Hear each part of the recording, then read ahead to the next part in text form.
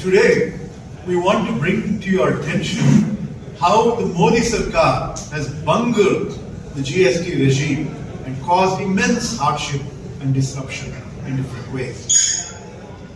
You've seen the recent controversy over popcorn, if it was with salt, one particular rate, if it is with sugar, another particular rate.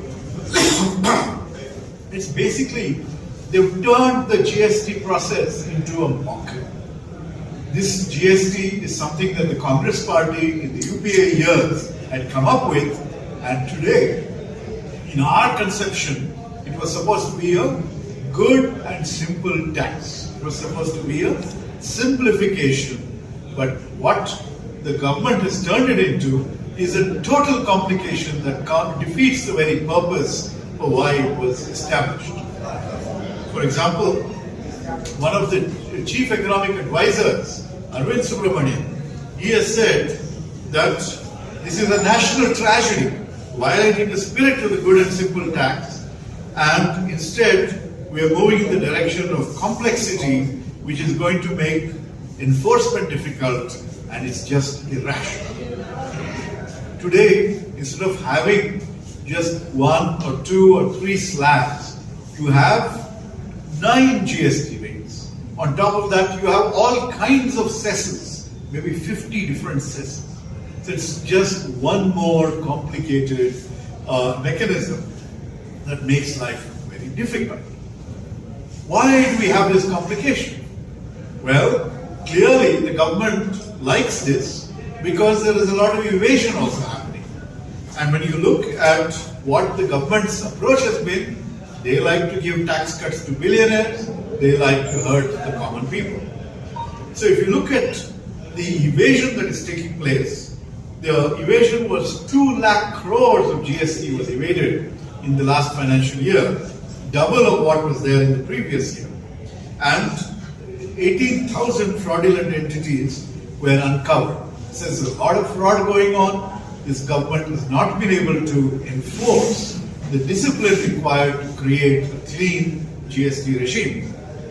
Now, in the 6 years since the GST was brought in, 6-7 years, it was passed in 2017, I was in Parliament at that time, and we all talked about how it was very important to get many things sorted out before the program is unveiled, but they rushed through it, and they've made more than 200 circulars, 900 clarifications. The rules are ever changing.